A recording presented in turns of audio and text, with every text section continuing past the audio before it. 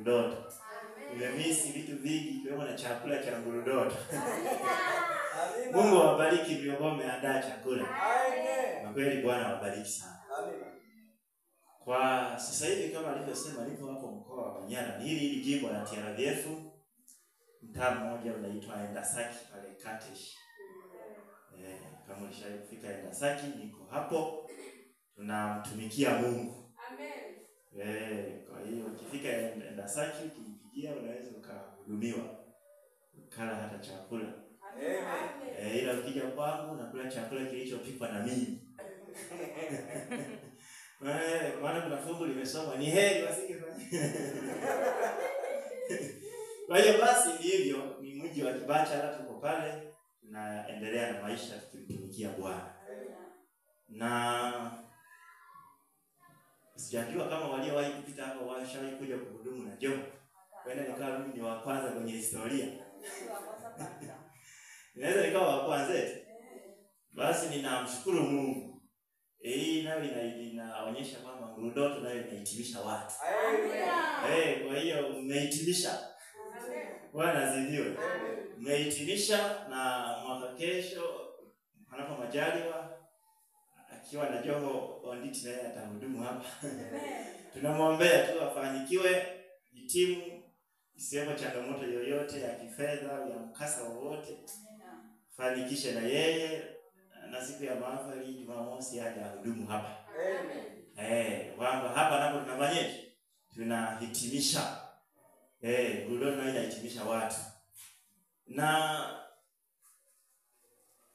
ni haki yetu kuyavaa haya kwa muda wa siku 5. Ila pia na maeneo ya kuvaa. Ni chuoni au kanisani. Alivaliwa unapiga mtaani kule Arusha na Zurura na Joho. Ila ni haki yetu basi siku 5 kuwa nao. Kwa hiyo ni haki yetu. Basi ninamshukuru Mungu na niwakaribishe pia katika mahafali yetu yanayoendelea. Sikuwa vizuri sana kiuchumi. Pamoja na kwamba ninachunga sehemu, lakini sikuwa anafahamu bene kilichojiri. Kwa hiyo sikuwa vizuri kiuchumi, nione naandaa chakula cha kanisa lote. Na wanasema mbona hujatualika umekuja mahafali? Sikuwa vizuri kiuchumi, ila ninawakaribisha. Amen. Mahafali yanaanza saa 3 kesho mpaka saa 7.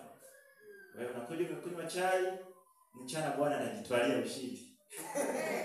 Njoo pale ya Arusha, mahafali yanafanyikia gorofani kwenye gorofa jipya, floor ya juu kabisa. Ni ukumbi pale, njoo, ukifika pale utaona program, tutachukua na picha za ukumbusho. Wengine tunaoelekea kuoa tutaweka na kwenye ukuta wa mzee. Kwa hiyo nawakaribisha wote. Mama Dennis.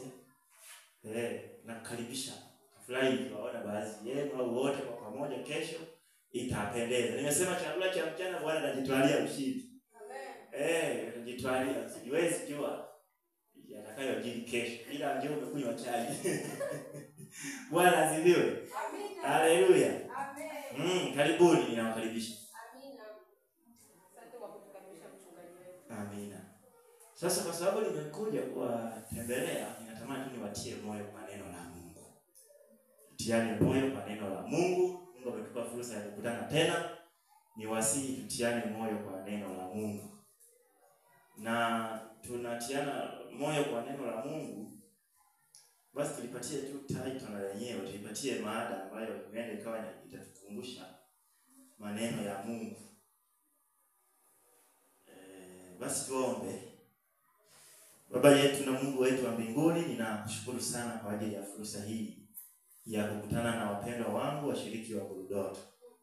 Pamoja na wachungaji wenzangu ambao ni washiriki wa kanisa hili. Endelea kusemezana nasi jioni ya leo kwa maneno yako, yakitutia moyo, yakitufariji na kutuimarisha katika safari ya imani. Naomba hivyo kwani nitatenda. Wewe ni mwema kwetu, unatujali. Unapotupatia muda ni wa thamani sana machoni petu kutusogeza karibu na wewe. Tenda hivyo tunaomba kwa jina la Yesu. Amina. Profesa anahudumu na kofia. Mimi leo ni profesa. Bwana ndiwe. Somo linasema bibi harusi imara.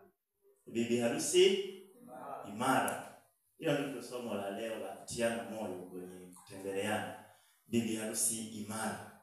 Ulishawahi kukutana na bibi harusi imara? Ndio. Hebu wale kwa akina mama, waliwahi kuwa bibi harusi? Mkono juu. Sawa. Tumewaona. Wamewahi kuwa bibi harusi. Lakini tunamzungumzia bibi harusi imara. Nimesema ni somo la kutiana moyo, kwa hiyo tuende tu taratibu tutaelewana. Bibi harusi imara. Duniani hapa pana kitu cha ajabu kidogo. Mabibi harusi waliopo duniani pastor hawapo imara. Kule kwetu GBF pastor mmoja alichumbia, baadaye akaposa, baadaye kila kitu kikawa sawa. Ndoa ikatangazwa kwa mara ya kwanza, ndoa ikatangazwa kwa mara ya pili. Wakati inaandaliwa itangazwe mara ya tatu, bibi harusi akapata wachongeleaji, sasa hivi. Wachongeleaji wakamchongea. Walipomchongea bibi harusi yule, katikati ya wiki ya kwenda kutangazwa mara ya tatu akavunja uchumba. Ni bibi harusi wa sasa hivi Pastor Onditi. Nikashangaa bibi harusi mmoja, nchi moja ya wakati nasakua habari ya bibi harusi aliye imara, hii msaidie kutengeneza somo. Bibi harusi mmoja pale Nigeria, wakati harusi ikiendelea, mume wake anamulisha keki yule bibi harusi. Ghafla akakosea procedure, maana kila kitu kina procedure zake. Hata hii job ulivaa kuna procedure zake. Ukikosea unakuwa tu mganga wa kienyeji. Kwa hiyo na yeye akakosea mwanaume procedure ya kumulisha keki. Alipokosea procedure ya kumulisha keki, bibi harusi akamzaba kibao. Ndoa hii inaendelea. Na alipomzaba kibao, ndoa ikavunjwa hapo hapo. Na bibi harusi wa siku hizi. Kisa tu akakosea procedure. Nikasema kwa kweli dunia hii imefika mbali.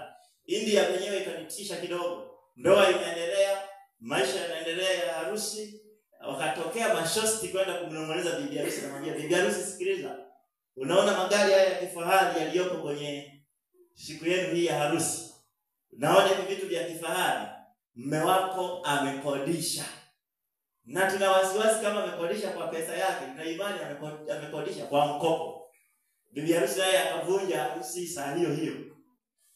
Dunia inajaribu kupambana kumtafuta bibi harusi imara, lakini bado inaendelea kushindwa. Lakini ninakumbuka 1981 mwandi tulikuwa hapana. Basi historia inatuelekeza 1981 harusi moja Uingereza ya Prince Charles ilifungwa. Bibi harusi alionekana kuwa imara kwa sababu alikuwa analindwa. Ilihudhuriwa na watu 3,500, lakini magari ya ulinzi, helikopta za usalama zilitulia angani siku nzima ya harusi. Barabara za London zilifungwa. Watu 750 milioni walifuatilia harusi hiyo kwenye runinga. Bibi harusi aliyetisha aliyekuwa anajulikana kwa jina la Princess Diana. Ikaonekana ni harusi ya karne. Kwa sababu ulinzi ulikuwa mkali. Ile tu shera yake mkia mita 7. Suti yangu niliyovaa hii ni mita 3. Yeye mkia tu ulikuwa mita 7. Wakafunga ndoa ya namna hiyo ya kifahari yenye ulinzi mkali. Basi wakasema huenda huyo ndiye tumempata bibi harusi imara duniani. Lakini iliwachukua miaka 15 tu kukaa kwenye ndoa. 1996 ndoa hiyo ikavunjika. Huyo naye hakuwa imara. Ndipo nikaanza kuichunguza Biblia na kuiuliza, tumpate wapi bibi harusi aliye imara? Ikanipatia bibi harusi aliye imara yuko kwenye kitabu cha Ufunuo sura ya 19 mstari wa 7 na wa 8 na wa 9. Nitasoma, lakini tukipata bila msomaji tutakuwa tukienda naye pamoja. Ufunuo 19 mstari wa 7. Nitasoma kwa sababu nimefiki. Inasema mstari wa 7 na hadi wa 9. Na tufurahi tukashangilie, tukampe utukufu wake, kwa kuwa harusi ya mwana kondoo imekuja, na mkewe amejiweka tayari. Naye amepewa kuvikwa kitani nzuri ng'arayo safi, kwa maana kitani nzuri hiyo ni matendo ya haki ya watakatifu. Naye akaniambia, andika, heri walioalikwa karamu ya harusi ya mwana kondoo. Akaniambia maneno haya ni maneno ya kweli ya Mungu. Bwana asifiwe. Shiriki wa mdoto, Bwana Yesu asifiwe. Biblia inatambulishia bwana harusi hapa, ambaye ni nani? Yesu Kristo. Kumbe huyu bibi harusi aliye imara, bwana harusi wake ni Yesu Kristo. Ndiye bwana harusi wake. Ndio maana ni imara kweli kweli. Bwana harusi ni Kristo. Na wakati Yesu akiwa hapa mara ya kwanza, aliacha akiwa amemposa bibi harusi huyo. Na akalipa na mahali. Na mahali aliyolipa hajawahi tokea mwanadamu mwingine akalipa mahali kubwa kama hiyo, isipokuwa Yesu peke yake. Mahali gani hiyo mchungaji? Ni mahali ya kutoa uhai wake mwenyewe. Akasema natoa uhai wangu kwa ajili ya huyu bibi harusi wangu. Jamani, haleluya. Natoa uhai kwa ajili ya bibi harusi. Akautoa uhai, kwa hiyo hadaiwi mahali. Tayari Kristo alishakamilisha kumlipia mahali bibi harusi wake. Ndipo Biblia inaandika ni heri walioalikwa harusi hiyo. Jamani, ni heri walioalikwa harusi. Tumeimba wimbo Yesu anakuja tena, piga pana. Heri walioalikwa kwenye harusi hiyo. Yesu yuaja tena mara ya pili. Ana title nyingi anapokuja mara ya pili. Anakuja kama Bwana wa majeshi, anakuja kama Mwokozi, anakuja kama mfalme, anakuja, lakini pia anakuja kama bwana harusi. Na naipenda sana hiyo title. Anakuja kama nani? Bwana harusi. Kuja kuchukua bibi harusi wake ambaye alishakwisha kumlipia mahali tayari kwa gharama ya juu sana ya kutoa uhai wake.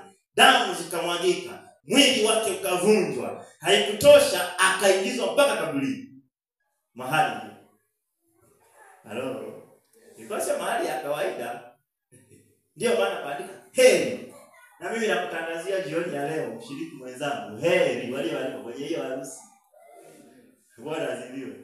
Heri. Lakini wasiishie hapo, nilipoendelea kuchunguza nikagundua heri aliye bibi harusi wa huyu bwana harusi. Unaweza kualikwa bwana Isaac kwenye harusi na ukaishia getini. Unaweza kualikwa kwenye harusi na usile. Shawahi kualikwa mimi kwenye harusi. Zawadi nimetoa na kula sikula. Kwa hiyo unaweza kualikwa kwenye harusi na usile. Na maana nakwambia heri aliye bibi harusi wa bwana harusi. Haleluya. Na mimi nataka nikukumbushe utambue, je, wewe ni bibi harusi wa huyo Kristo? Na kama ni bibi harusi wa huyo Kristo, kuanzia leo na siku zote tembea ukijua uko imara. Ukishatambua tu wewe ndiye bibi harusi, utambue uko imara. Na Biblia itakuelekeza uko imara kwa namna gani. Kwa mujibu wa kitabu cha Waefeso sura ya 5 mstari wa 22 hadi 24 inatambulisha bibi mwanamke katika Biblia. Shawahi kujifunza kipindi tunashiriki pamoja hapa miezi michache iliyopita. Tulijifunza fungu hilo, tukagundua Paulo wakati anazungumza kwenye Waefeso sura ya 5 alizungumza habari ya mwanamume, akazungumza na habari ya mwanamke. Na alipozungumza habari hizo, mwishoni kabisa mstari wa 32 akasema hilo lilikuwa tu ni kama fumbo, sasa nalifumbua. Hello? Yes. Analifunguaje? Anasema siri hiyo ni kubwa, ila mimi nanena habari ya Kristo na kanisa. Anazungumzia habari ya mwanamume ni kichwa cha mkewe, kwa hiyo mpende mke wako. Anazungumzia habari ya mwanamke, yeye amtii mume wake kama kanisa linavyomtii Kristo. Kwa hiyo anazungumza mfano huo, lakini target yake anasema siri hiyo ni kubwa, ila habari yangu inayozungumza hapa ni Kristo na kanisa. Bwana asifiwe. Yule mwanaume anayezungumzia Paulo hapo na kumpa ushauri, amesimama badala ya Kristo. Mwanamke anayezungumzwa hapo na Paulo akimpa ushauri, amesimama badala ya kanisa. Niwasaidie kidogo wale mlio kwenye ndoa na wale mnaojiandaa kuingia kwenye ndoa kama Pastor Ben. Amina. Amina. Wanaume waliagizwa kupenda na wanawake waliagizwa kutii. Bwana asifiwe. Kuna watafiti wachache, bado ninaendelea kufanya research, sina conclusion, ila mpaka sasa wanasema hivi, wanawake kwa nini wanaagizwa kutii? Kuna mgogoro kidogo kwenye utii. sio kwenye upendo. Wao kwenye upendo sio mgogoro sana. Wao kwenye utii ndio kuna mgogoro. Na hivyo Mungu akamtumia mtumishi wake Paulo kwa uvuvio wa Roho Mtakatifu akaandika maneno hayo akishauri wakina mama ya kwamba enyi wake watiini waume zetu. Tena hakuishia hapo, katika kila jambo. Hiyo sentensi wengine huwa waisomi kwa mkazo. Katika kila nini? Katika kila jambo. Kama kanisa limtiivyo Kristo. Kwa hiyo mwanamke anaagizwa kutii. Akina mama mliomo humu, Bwana asifiwe. Mbona kama mnataka kunikimbia? Hebu punga mkono kwa kina mama kama mko. Haleluya. Wanaagizwa kutii, lakini utii wao wanajifunza wapi? Maana hawajaagizwa kutii kama shosti anavyomtii mume wake. Habari ya jioni. Hawajaagizwa kutii kama mama yake alivyomtii baba yake. Hawajaagizwa kutii kama mwanamke fulani kwenye movie fulani au season fulani alivyoonyesha akimtii mume wake. Ile wameagizwa kutii wakijifunza kwenye kitu kimoja. Wao wanapaswa waende wakalichungulie kanisa. Jamani nimesema nini? Wakalichungulie nini? Kanisa. Asinashumu hili ndio kanisa. Wafike walichungulie kanisa, waliangalie linapaswa limtiije Kristo. Linavyopaswa limtii Kristo, wakopi na kupesti vivyo hivyo kwa waume zao. Akina mama mnafanya hivyo. Bwana asifiwe. Lakini akina baba wao wakaagizwa kupenda. Wao mgogoro wao kwenye upendo. Kwenye utii sio mgogoro sana. Ile kwenye nini? Kwenye upendo. Na kuna mtafiti mmoja akawa anazungumza akasema asilimia kubwa ya walio kwenye ndoa, mwanamume alioa lakini kilichowahi kwa huyo mke wake ambaye yuko naye, kilichowahi kilikuwa ni hisia kwanza kabla ya upendo. Na kuna wengine utakuta kabisa mpaka wanawajukuu, ila wakati mwanamume anatafuta mwanamke, kilichotangulia ilikuwa ni hisia. Unakuta hisia zilikuwa diaba, alafu upendo ulikuwa kakizibo. Ndipo Mungu akamtumia Paulo kuwaelekeza kina baba upendo. Anawaambia wapendeni wake, lakini haujifunzi huo upendo sehemu nyingine yoyote. Haukuagizwa wewe baba kupenda kama mshikaji fulani mmo kwenye nzengo anavyompenda mke wako.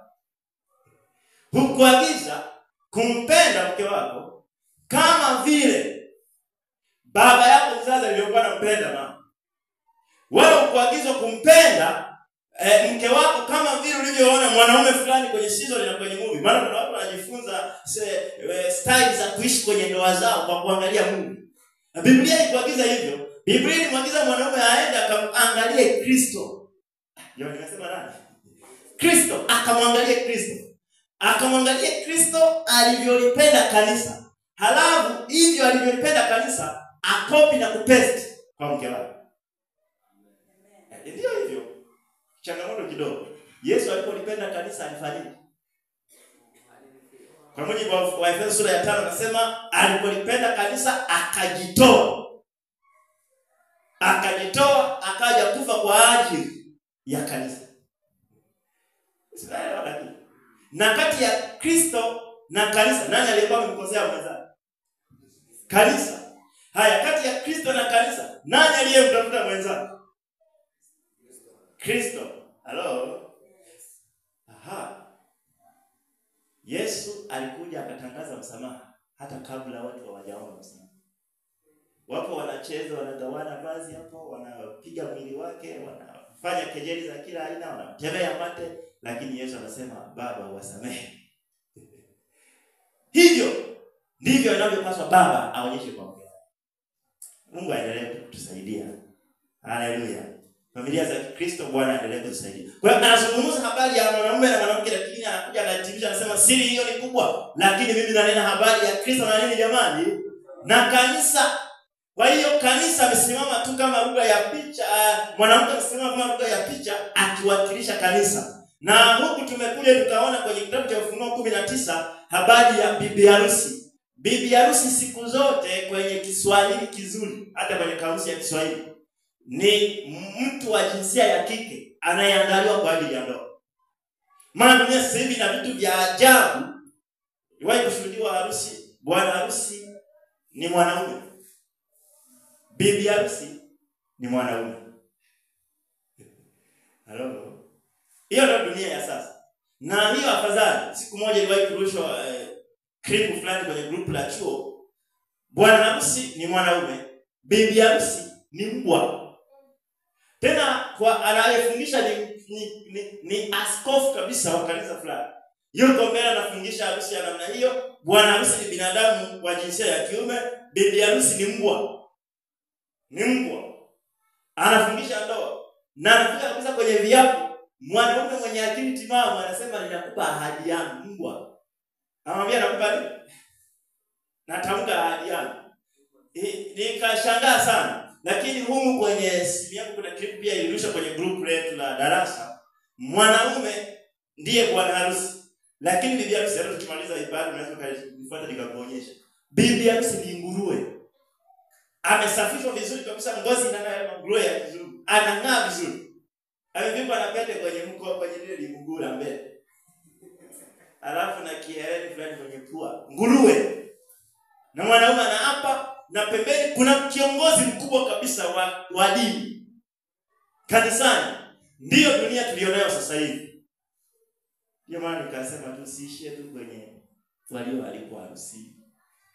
Ndio bibi harusi wa Kristo. Bwana asifiwe. Yanayoonyesha haya yanaonyesha kabisa Yesu hayupo mbali kuja kumchukua bibi harusi wake. Hayupo mbali. Hayupo mbali. Hiyo ndio dunia tuliona, lakini bibi harusi katika Kiswahili kizuri, maana nzuri na utambuzi wa Biblia ni mtu wa jinsia ya kike. Halo. Kwa hiyo mwanamke aliyewakilishwa hapo kama bibi harusi tumeona ni lugha tu ya picha, mwanamke anasimamia kanisa.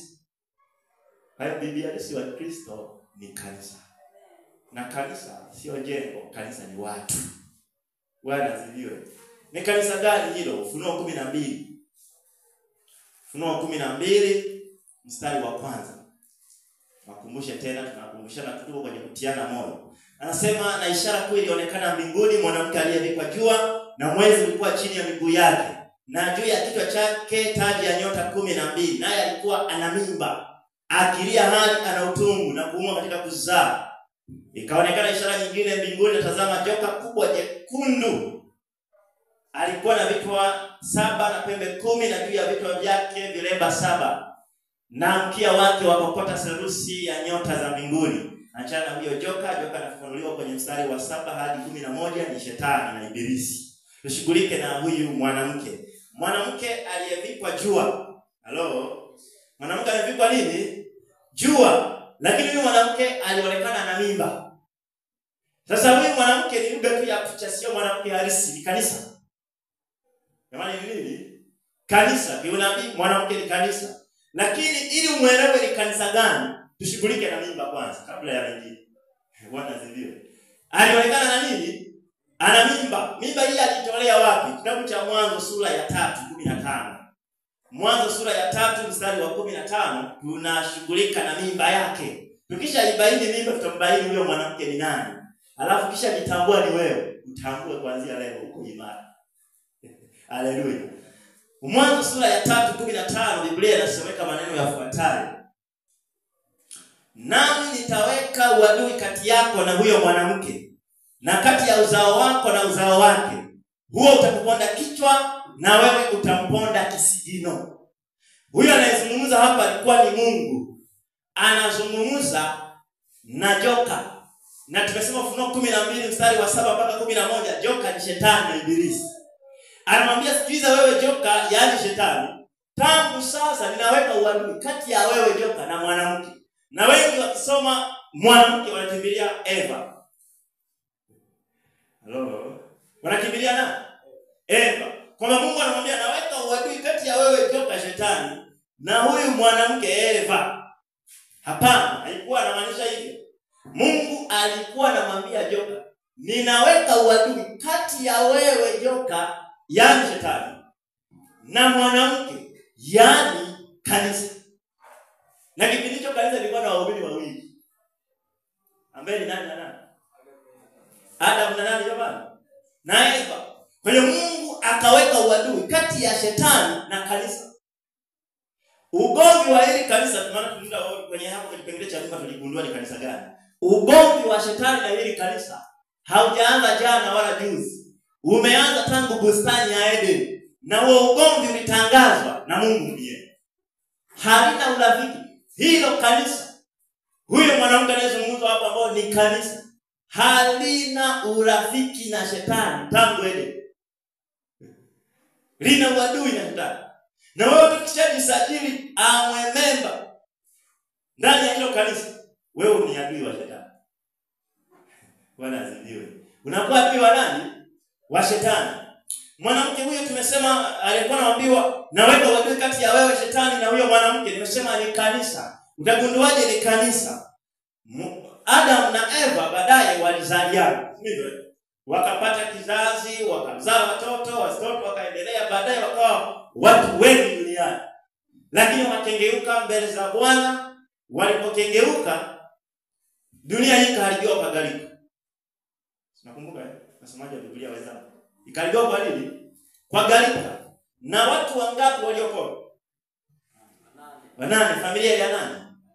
Familia ya Nuhu. Watu 8 tu ndio waliopona. Na walipopona katika kizazi hicho cha Nuhu, kuna mtu mmoja ambaye aliendeleza kidogo angalau akidumu katika maadili na mstari wa Mungu. Katikati ya huo uzao wa Nuhu, huyo mtu mmoja akaja kupatikana kwa mzee mmoja tunayemfahamu maarufu anaitwa Ibrahimu. Halo. Nimesema ugomvi uliokuwa tangazwa kwa ugomvi kati ya mwanamke na joka ilikuwa ni kati ya shetani na kanisa.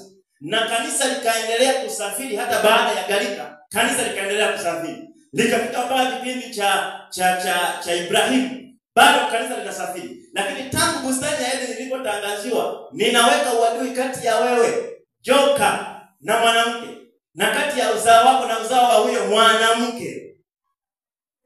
Hapo ndipo mimba ya kanisa ilipo tu. Wanaweza vivyo. Ila hapo haijaanza hata kuonekana. Zungumza kwa lugha ya picha ya mimba. Hapo hata mimba haijaanza kuonekana. Kipindi cha Nuhu kanisa bado lipo. Mwanamke ana mimba. Haijaanza kuonekana. Kipindi cha Ibrahimu kanisa bado lina mimba. Haijaanza kuonekana. Halo. Ibrahimu alizaa watoto wengi, lakini tunamchukua mtoto mmoja wa ahadi. Anaitwa nani? Isaka. Isaka ndiye akaendeleza kanisa. Bado lina mimba. Tuseme bado haijaanza kuonekana, sasa imeanza kuhisi kichefuchefu. Bwana asifiwe. Isaka akazaa watoto wawili mapacha. Esau na Yakobo. Achana Esau aliharibu, chukua Yakobo. Yakobo akaendeleza kanisa. Hapo sasa kanisa kichefuchefu kimeshapanda, maana mimba ni kubwa. Lakini Yakobo akazaa watoto maarufu tunaowafahamu ni 12. Na Yakobo baadaye alibadilishwa jina. Badala ya Yakobo akaanza kuitwa nani? Israeli. Watoto aliozaa Yakobo, ingelikuwa mimi naitwa Ezekieli, watoto wangu wangeitwa watoto wa Ezekieli. Kwa jina la Kiswahili wana wangeitwa wana wa Ezekieli. Kwa sababu yeye jina lake ni Israeli, wakaanza kuitwa wana wa nani? Wa Israeli. Leo unanifuatilia lakini? Tuko vizuri kama unanifuatilia. Wakaanza kuitwa wana wa Israeli. Hao wana wa Israeli wakaendelea kuzaliana likawa taifa. Lile taifa la Israeli lilopo mpaka sasa duniani, jina Israeli ni jina la mtu. Likazaa taifa. Sasa hivi ni jina la taifa. Lakini ni jina la mtu tena la ubatizo. Yakobo alibatizwa akaitwa Israeli. Kwa hiyo wana wa Israeli wakaendelea kuzaliana. Israeli nimesema watoto maarufu 12, maana tunafahamu kabila 12. Lakini katika hao kuna mmoja alionekana nafuu kwenye kuendeleza msingi na utaratibu wa Mungu, anaitwa Yuda. Halo. Kwa hiyo wachana wengine tena chukua Yuda. Kanisa likaendelea kipindi cha Yuda. Mimba inaendelea kanisa. Tunaitafuta mimba kwanza. Bwana asifiwe. Maana aliyekuwa anaambiwa kule hakuwa Eva, ilikuwa kanisa. Na ndio maana huyo mtoto hakuzaliwa na Eva direct. Alikuja kuzaliwa baadaye. Na nani? Ufunuo 12 anambia huyo mwanamke alikuwa na mimba. Ufunuo 12. Na yule si mwanamke halisi, ni kanisa. Kipindi cha Yuda kanisa likaendelea. Lilipoendelea, Yuda naye akazaliana wakawa wengi. Wengi kabisa. Watu wanaita Wayuda, mwishowe lugha ikabadilika. Badala ya kuita Wayuda ikawa Wayahudi. Bwana asifiwe. Neno Wayahudi ni wanaotokana na Yuda. Wayahudi wanatokana na nani? Na Yuda. Na wafalme maarufu kwenye Biblia wametoka kwenye upande wa Yuda. Daudi, Sulemani, Hezekia, wote kutoka upande huo wa Yuda. Lakini hata manabii maarufu kwenye Biblia, kina Ezekiel, kina Isaya, kina Yeremia, upande huo wa Yuda. Bwana asifiwe. Wakaendelea kuzaliana hao Wayahudi, yani watu wa upande wa Yuda. Walipoendelea kuzaliana, mwishowe akazaliwa kijana mmoja mtanashati mzuri, kijana smart. Mtaalamu wa kushika landa. Anaitwa Yesu. Kanisa bado liko na mimba hapo hiyo. Ila sasa hapo Biblia inasema akauma utungu yule mwanamke. Hilo kanisa likauma utungu. Hayo ni kipindi hicho sasa cha kijana Yusuf. Kanisa linauma utungu wa kuzaa. Ndani ya hiyo Yuda akapatikana kwa pia binti aliyejitunza, aliyejisamii, mzuri, ametunza maadili, bikira safi, anaitwa Maria. Alafu kitabu cha Yohana sura ya 1 mstari wa 14 inasema naye neno akafanyika mwili. Bwana asifiwe. Yesu akajitengenezea mwili. Maana neno kufanyika mwili, mtendaji na mtendewa ni Mungu jamani. Mmoja. Neno akafanyika, mtendaji na mtendewa ni mmoja. Yesu mwenyewe akajifanyia mwili. Alipojifanyia mwili akachagua kiumbe kimoja kiubebe huo mwili. Na kitabu cha Luka kinasema malaika akatumwa kwa Mariamu, akafika akamwambia salamu Maria, uliyepata neema. Jamani, Mariamu alipewa tu neema. Sio kwamba alikuwa anakizi vigezo vya kubeba mimba, kubeba mwili wa Yesu. Alipata tu neema. Na neno neema kwa Kiswahili kizuri ni upendeleo. Kitu kisichostahili. Lakini kuna dunia ya sasa hivi iko mbali, utashangaa inasema salamu Maria, uliyependwa kuliko wanawake wote wa mbinguni. Lakini alipewa tu nini? Neema. Na alipopewa neema akaubeba mwili wa Kristo. Nimesema hapo sasa kanisa linauma utungu. Na kweli kanisa kupitia Yuda likazaa mtoto anaitwa Yesu. Bwana asifiwe. Anaitwa nani? Yesu. Na alipozaliwa, maana ili utambue mwanamke anayezungumza Ufunuo sio Mariamu, huyo halisi ni kanisa. Kitabu cha Ufunuo 12 kinazungumza kwenye mstari wa 5, mtoto alipozaliwa na kukamilisha kazi yake alipaa kwenda mbinguni. Kitabu cha Ufunuo 12 mstari wa 5 nitasoma kama ilivyoandikwa. Naye akamzaa mtoto mwanamume, yeye atakayewachunga mataifa yote kwa fimbo ya chuma, na mtoto wake akanyakuliwa hata mbinguni na kwa kiti chake cha enzi. Yule mwanamke akakimbilia nyikani ambapo ana mahali palipotengenezwa na Mungu, ili wamulishe huko muda wa siku 1260. Baada tu ya kukamilisha huduma yake, Yesu akapaa kwenda mbinguni. Na alipopaa kwenda mbinguni, yule mwanamke akakimbilia mafichoni. Kwa nini tunasema huyu mwanamke ni kanisa? Sio mwanamke halisi ni kanisa, na wala sio Mariamu, kwa sababu Mariamu ndio tunafahamu alibeba mwili wa Yesu na akajifungua kweli kabisa kama wanawake wanavyojifungua. Kwa nini sio Mariamu huyu mwanamke? Ufunuo 12. Moja, Mariamu wakati anaenda mafichoni, Herode akitafuta watoto wa kiume kuwaangamiza, Mariamu alienda mafichoni akiwa na mtoto. Lakini mwanamke wa Ufunuo 12 anaenda mafichoni akiwa hana mtoto. Wameshaanza kukuepana. Unanifuatilia lakini? Namba 2, mwanamke anaitwa Mariamu alipoenda mafichoni alikaa tu siku chache akarudi. Lakini mwanamke wa Ufunuo 12 alipoenda mafichoni alikaa muda wa miaka imetajwa hapo 1260. Unagundua mwanamke wa Ufunuo 12 si Mariamu halisi, lakini mwanamke wa Ufunuo 12 anaambiwa alikuwa na mimba na akazaa. Na mwanamke wa Ufunuo 12 Biblia imeshafafanua tayari ni kanisa. Kanisa lilizaa. Bwana asifiwe. Kanisa lilifanyaje? Lilizaa. Sasa lilipozaa na mtoto wake akakamilisha huduma aliyoitiwa ya kuponya kichwa cha shetani, alipokamilisha huduma hiyo alipaa kwenda mbinguni. Tunafahamu Yesu alipaa kwenda mbinguni. Na alipopaa kwenda mbinguni, kanisa hilo taratibu lilianza kupotea hapa duniani, hususan mwaka wa 538 ulipofika likawa kama limepotea, likaenda mafichoni, na lilitembea kuanzia 538 mpaka 1798 kanisa liko mafichoni.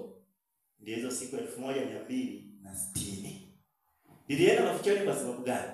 Katika kipindi hicho iliibuka dola ya Kirumi ya dini, na ikawa inashurutisha watu waabudu siku ya kwanza ya juma, Jumapili.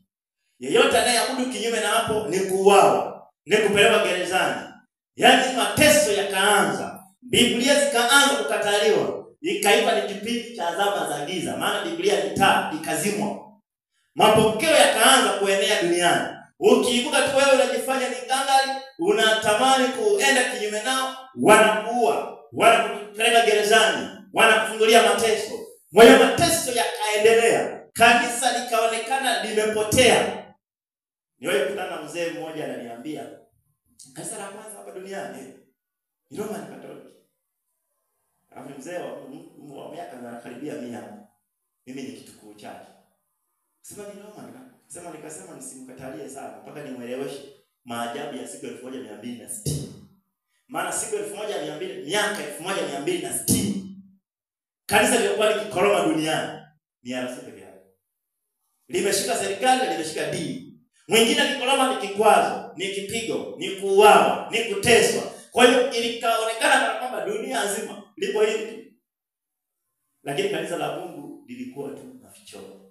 Baada ya kukamilika miaka hizo, kanisa likarudi. Kwa mujibu wa Ufunuo 12 mstari wa 16 inasema hivi: nchi ikamsaidia mwanamke, nchi ikafunua kinywa chake, ikaumeza mto ule aliyoutoa yule joka katika kinywa chake. Nchi ikamsaidia nani jamani? Mwanamke. Yale nilikuwa na mama bado tu bwana asifiwe. Inahitimisha tu hapo kukutambulishia mwanamke hapo kutie moyo. Kwa nini sasa? Kama ni wewe, kama ukijigundua ni wewe, kwa nini uko imara? Nchi ikamsaidia mwanamke. Ni nchi gani hiyo? Kwa mujibu wa kitabu cha Ufunuo 13:11 kuna nchi ilionekana. Yohana anaonyesha kuna nchi iliyokuwa ina pembe mbili, moja kama mwanakondoo, nyingine kama joka.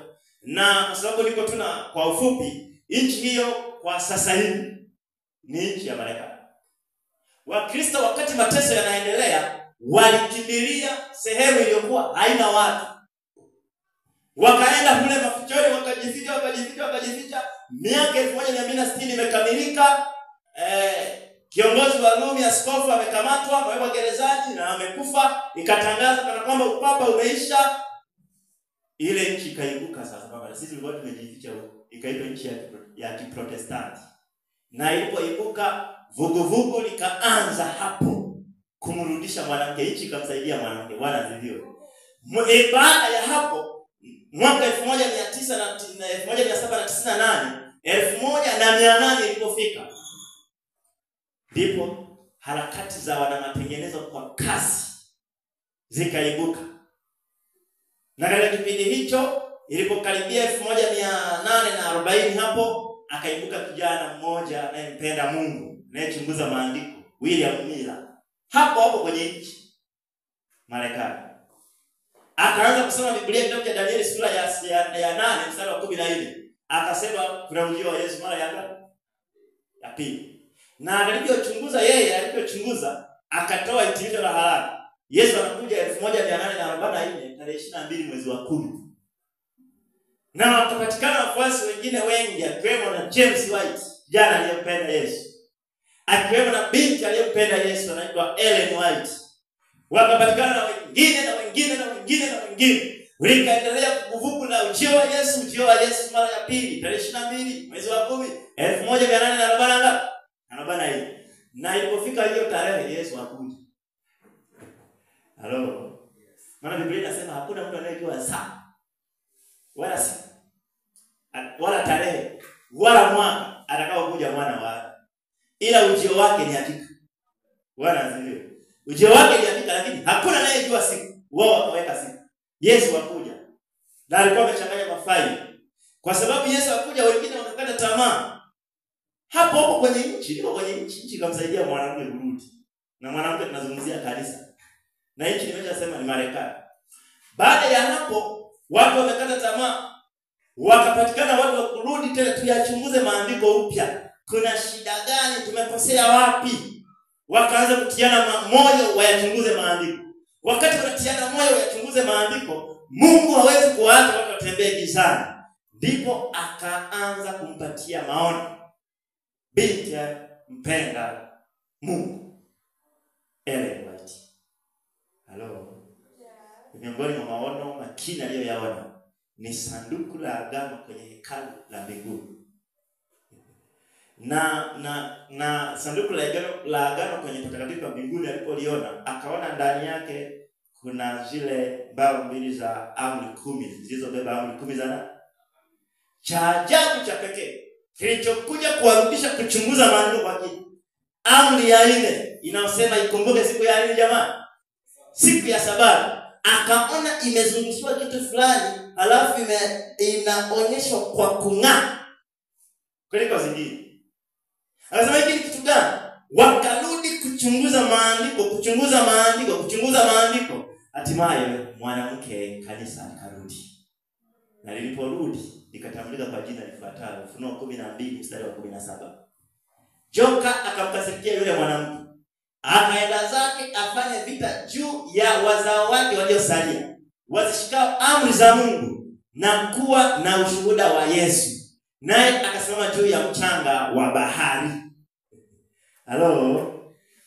Joka akamkasirikia mwanamke, akaenda afanye vita nao wale waliosalia.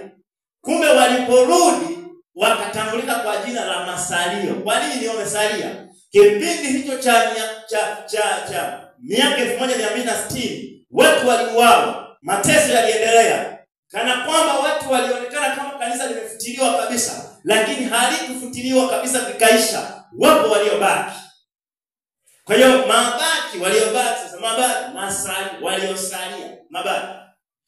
waliobaki hao ndio wanaitwa waliosalia. Bwana asifiwe. Waliosalia. Wamesalia kwenye kitu gani?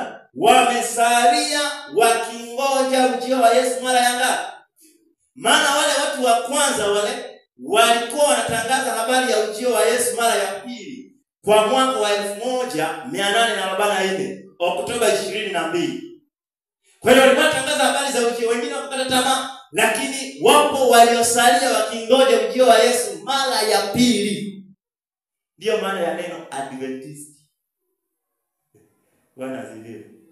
Ukisikia neno Adventist ni waliosalia wakisubiria ujio wa Yesu mara ya pili. Lakini kuna sifa nyingine inatajwa hapo, wazishikao amri za Mungu. Wanashika amri 10 za nani jamani? Za Mungu. Ikiwemo na amri ya 4 inayosema ikumbuke siku ya saba uitakase. Ndio maana ya neno seventh day. Halo. Maana ya neno seventh? Maana yake moja tunasema waliosalia wakisubiria ujio wa Yesu mara ya ngapi? Ya pili. Lakini hawaishi hapo tu. Bado wanashika amri 10 za Mungu, ikiwemo na amri ya 4 inayoazimisha kuikumbuka siku ya saba ya juma na kuitakasa. Jina likatengenezwa hapo linaloitwa Seventh Day Adventist Church. Na makao makuu yake ya kanisa kwa Marekani, sio nguvu ya ugali watu wa nchi kumsaidia mwanamke. Na nani aliyeitumia? Ni Mungu mwenyewe. Bwana Yesu asifiwe. Mimi na wewe ndio wa Adventist tuliosalia sasa. Sisi ndio wale bibi harusi aliyeimara. Bwana Yesu asifiwe. Mimi na wewe mshiriki wa Mungu. Mimi na wewe ndio yule bibi harusi aliyeimara tuliosalia tukisubiria ujio wa Yesu mara ya ngapi? Anapokuja kama bwana harusi, mimi na wewe tunachukuliwa. Haleluya. Kwa nini huyu bibi harusi yuko imara? Kwa nini? Bibi harusi ni mwanamke. Mwanamke ni kanisa, kuchanganya hizo lugha. Kwa nini yuko imara? Nikurudisha hapo kwenye mstari wa kwanza niseme kitu kwa ufupi alafu tuhitimishe. Na ishara kuu ilionekana kwenye mstari wa kwanza Ufunuo 12. Na ishara kuu ilionekana mbinguni, mwanamke aliyevikwa jua. Cha kwanza kinachomfanya awe imara amevikwa jua. Na nishawahi kufundisha habari ya hili jua. cha kwanza kinachotufanya tuwe imara, tumeshagundua huyo mwanamke ni kanisa la Waadventista wa Sabato. Na nikisema kanisa sio jengo, watu. Kinachowafanya wawe imara, namba moja, wamevikwa jua. Zaburi 84 mstari wa 12 unapewa maana ya neno jua. Zaburi 82 mstari wa 12 inazungumza maneno yafuatayo. Ufahamu maana ya neno jua. Kwa nini wawe imara? Kwa sababu pia kuvikwa jua. 82 mstari wake wa 84 mstari wa 12. Biblia inasema hivi.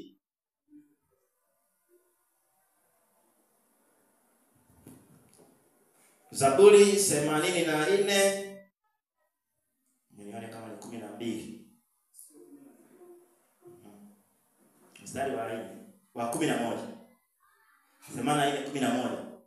Kwa kuwa Bwana Mungu ni jua. Jamani, Bwana Mungu ni nani? Jua na ngao. Kwa sababu Bwana Mungu ni jua na ngao, atafanyaje? Atatoa neema na utukufu. Jamani, hapa sasa ndio bendera kutia moyo. Sasa simuwalete tuna walio nje na wanaofundisha watoto ili tuje tutie moyo tuombe kwa pamoja. Kama sisi tayari ni saa 11. Waje tutuhitimishe nao.